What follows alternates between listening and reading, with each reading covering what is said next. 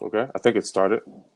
Awesome. Okay, great. So let me just take a quick moment. I'll introduce myself. So what I'm teaching right now is the power of story. Okay, and for those of you who don't know me, my name is Tiffany Largy, and 13 years ago, I was a single mom who put her kids to bed hungry, and I put my kids to bed hungry a lot. And you make a decision in your life when you're just really fed up, and I was totally pissed off every day, and every day felt like the end of the world because I could not figure out how to get out of this situation. Entrepreneurship was the only way for me to make it happen. And so over the last decade, I have built 3 multiple 6-figure businesses, and then I built a multiple 7-figure business. And what's neat about that is that I am not skilled. I was not talented. I did not have a trade. I did not have this great kick-ass background in work or, you know, any of that. I just worked my ass off, and I was committed to making my own dreams happen. That's really it. Awesome. So what I know now is that if I can do it, I believe wholeheartedly, Monty, that anybody can do it. Why? Because I'm no exception to the rule, you know? And more importantly, because I meet people all the time who are way cooler than I ever was when I first started on my journey. I just had like a dream, you know what I mean? Like that's it. I didn't have any of the cool things that I see with people behind it. So if you could take a moment just to kind of introduce yourself, and then I want to get to that topic. Okay. My name is Monty, and I actually come from a startup community, and I work with a startup, well, Lean Mobile Apps is the company. We were based out of Silicon Valley. We started in San Jose. Our team is fairly small, but we have an eclectic group that comes from both military backgrounds to backgrounds with companies like Intel. I personally started with startups in, I want to say 1998, and we were an online direct marketing company. And we were blessed to be able to start with the co-founder starting in the garage, and then we were over our cleaners, and then we went public and had that amazing experience. And when that ended, it was something that sort of stayed with me, and I've continued to be connected to startups and businesses in that capacity. So as a whole, I love helping people start. I love helping people to implement. We are a new startup ourselves. Again, 3 years ago we started, and we're continuing to progress within the community. I love that. I so love that. That's so neat. I love the fact that you've continued to just kind of plug inside of the same journey and the same platform, and more importantly, that you just love startups. Yes. You know, some people, you know, like some people either love that space or they hate it. Yes. You know what I mean? There's really no in between. It's not like entrepreneurship, you know, in general, where you could just kind of be lukewarm and kind of think mentally that you're entrepreneurial, right? So therefore it gives you the ability to kind of have one foot in full. Startup is a whole nother game, right? Because you're after something.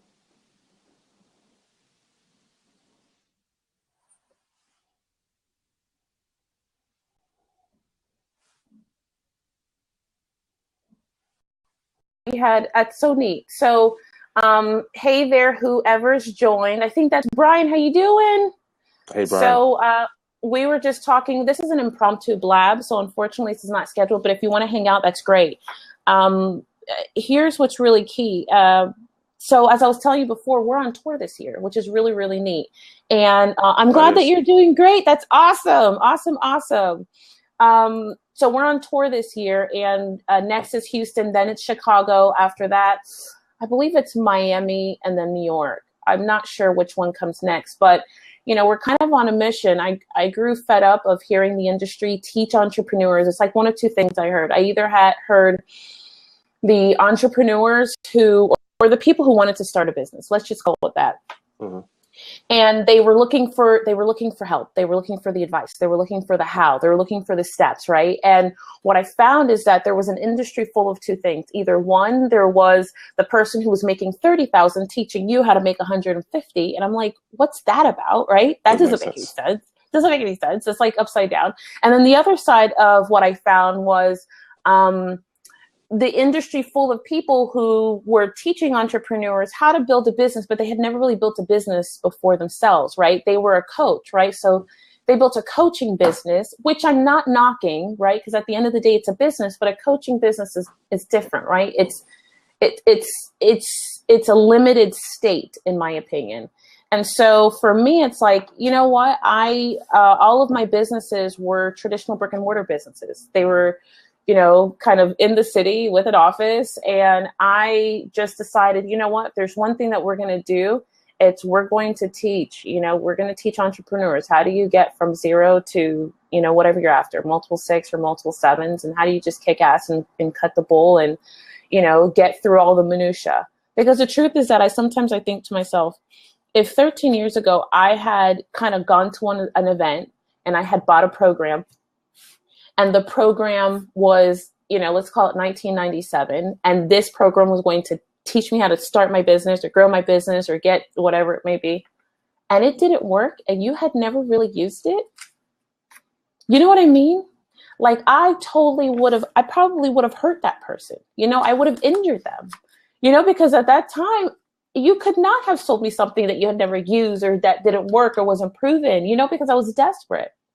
So even these events for us are actually not the core of what we teach. Or I shouldn't say that's the wrong statement. It's the core of what we teach, but it's not the core of the client that we serve, I should say. There are events that we've used, they just do so well, so we keep doing them. Because I guarantee it, you come to that event, you will never be the same, whether you do business with us or not. And we get it time and time and time and time again, because it's not a rah-rah, feel good, let me write down a couple of great quotes, you know what I mean? And let me write down that book I should read. It's none of that. It's like black and white, where do I start and how do I get from where I am to where I want to be? Because for me, I did it with all of the things that the industry teaches against. So I did it without the website. I did it without a credit card. I did it without investors. I did it without anybody.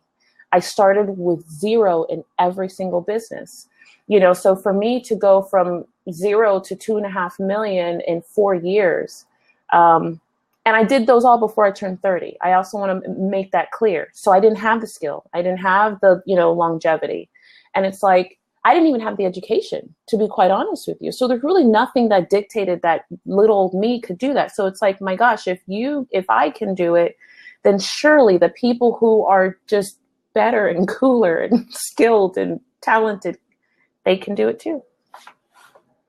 I love that, Brian. You're right. If you have an email address, you can run a business. The truth is that I got my to grow to multiple 6 figures. It's the craziest thing. All of my business cards came from Office Depot's online, like simulator where you could like DIY. I didn't even have anyone do it for me. And the truth is that I never bought a website. I had a domain like once or twice, but I was so flipping lazy. I just never got it done. You see how I whispered to tell you that?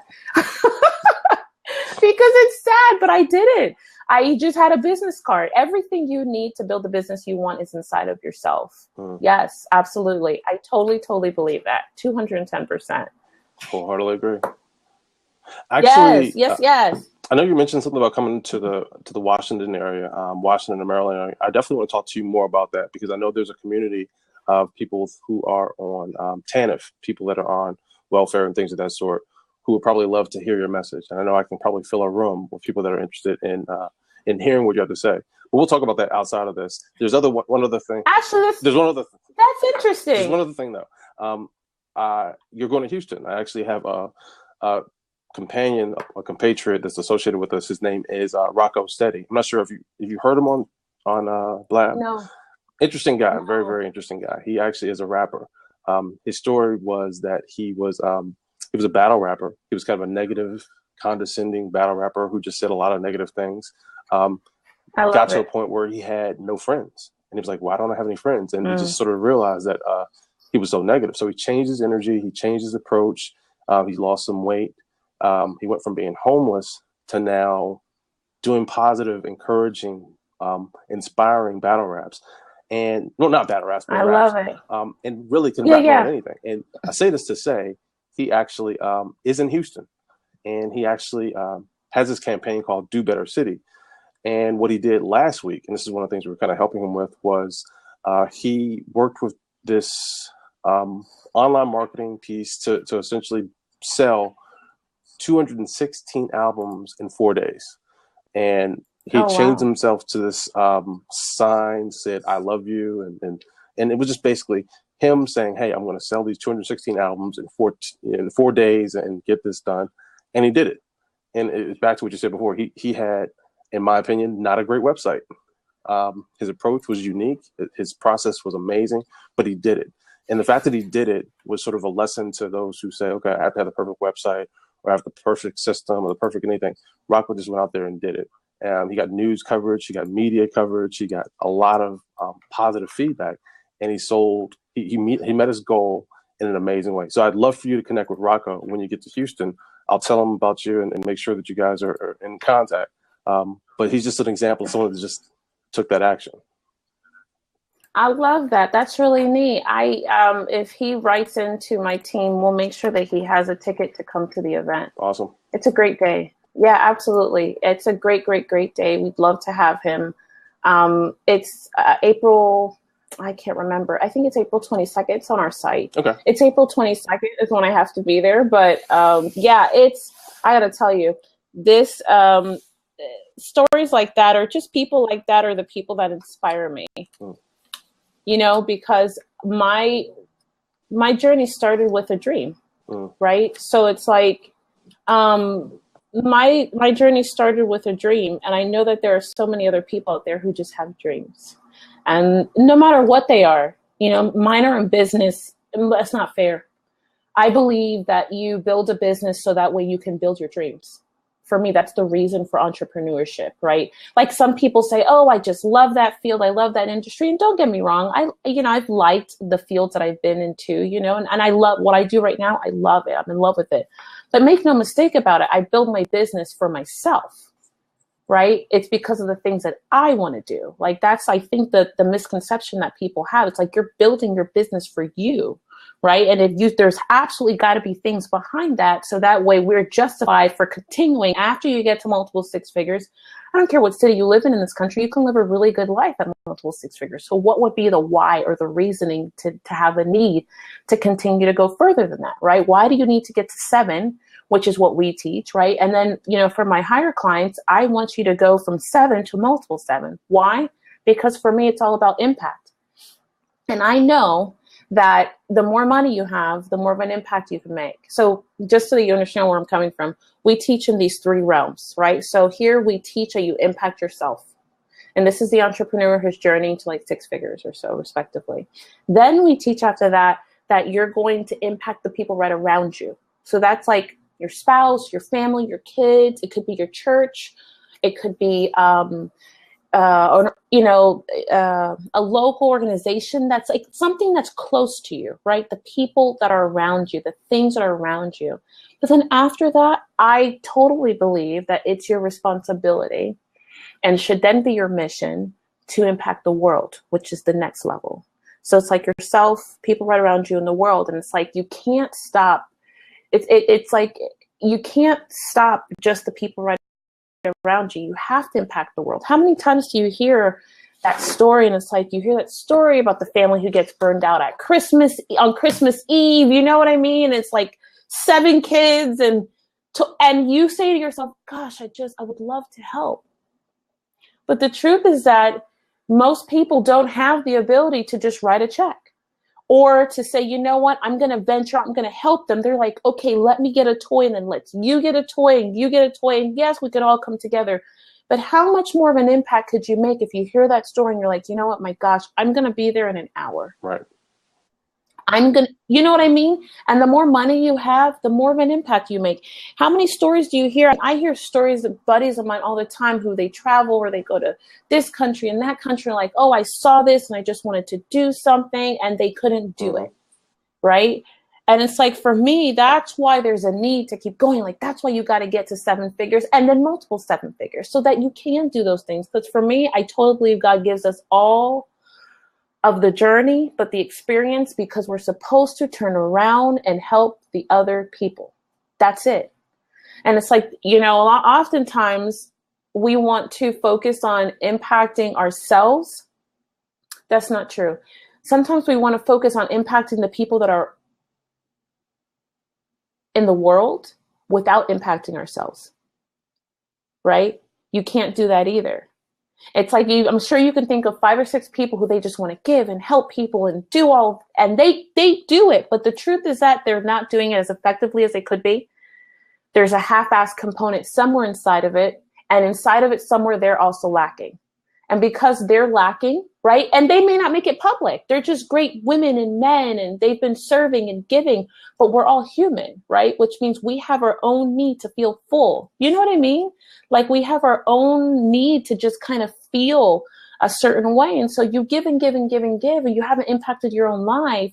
You know, you're shortchanging a lot of people out there, because the more I impact myself, it makes it easy for me to spend 30 minutes on Blab, right?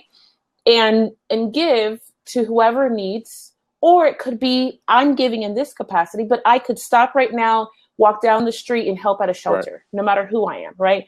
I could help. There are kids within 5 miles. I could show up at one of the preschools and teach. I could show up at one of the high schools and teach. Right. You know what I mean? Like, it's like we can give, but you can only give if you have yourself. Very true. Period. So yes. So, you know, really toyed with coming to Washington, D.C. It's been on my heart this week because I've had so many people say, I'd love it if you come to Washington, D.C. It, you know, it just wasn't on my radar.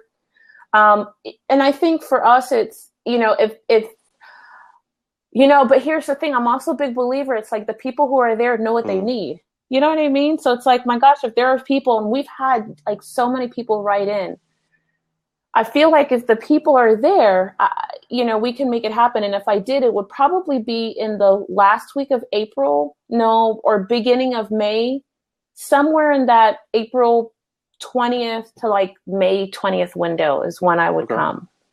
Funny that you say that about the people who are in the shelter or in Section 8 or whatever it is you mentioned. TANF, Section 8, and that. Yeah.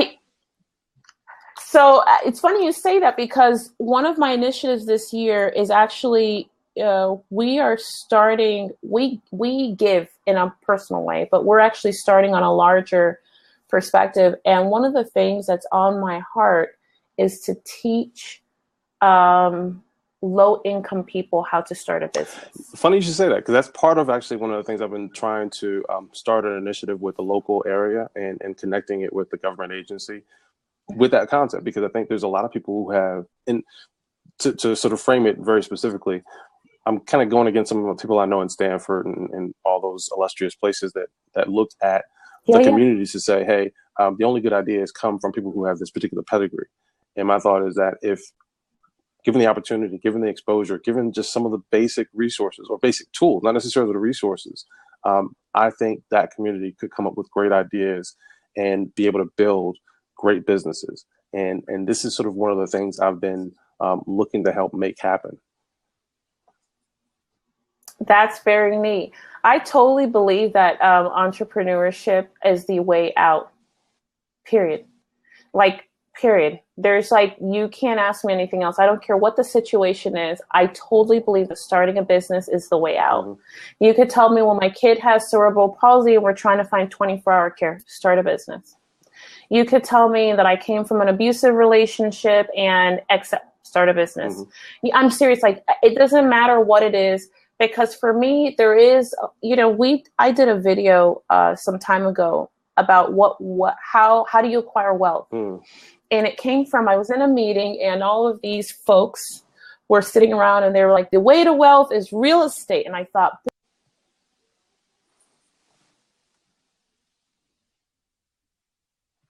Blab didn't like my term bullshit. Well, let me say it again. So, you know, starting real estate is not the way to wealth for the person who doesn't have money, who doesn't know what they don't know, who doesn't know where to start, who has bad credit, who can't get a loan. You know what I mean? Like, the real estate's not even an option. Real estate would have never been an option for young Tiffany with 2 small children, single mom. Like, you know what I mean? You have to have other pieces and other parties involved. True entrepreneurship you don't need anything. I don't need a lawyer. I don't need a real estate agent. I don't need a contract.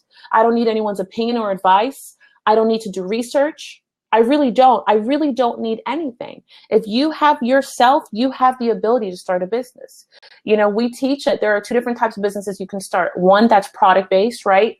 One that's service-based. And a product-based would probably be more on your side, right? Which would be in the service space where I'm looking for venture capital, you know, I'm looking for components, or maybe I just use some funding from family and friends. You know, I could do that too. But, you know, for me, it's like a service business. I don't need anything. I don't. If you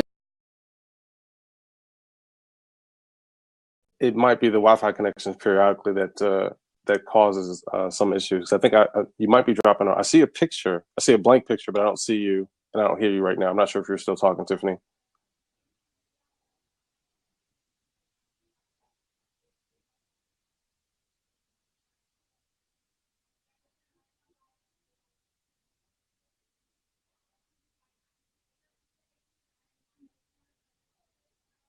And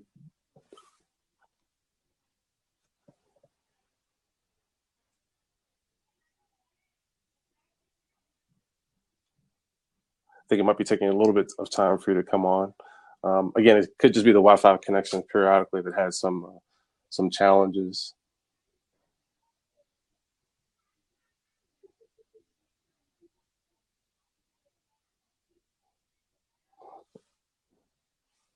If you're able to try and refresh one more time, Tiffany, I'm not sure why it might have cut off, because I know that's what you have to say, and what you've been saying has been without question on my heart, and touching a place that I'm looking to work with.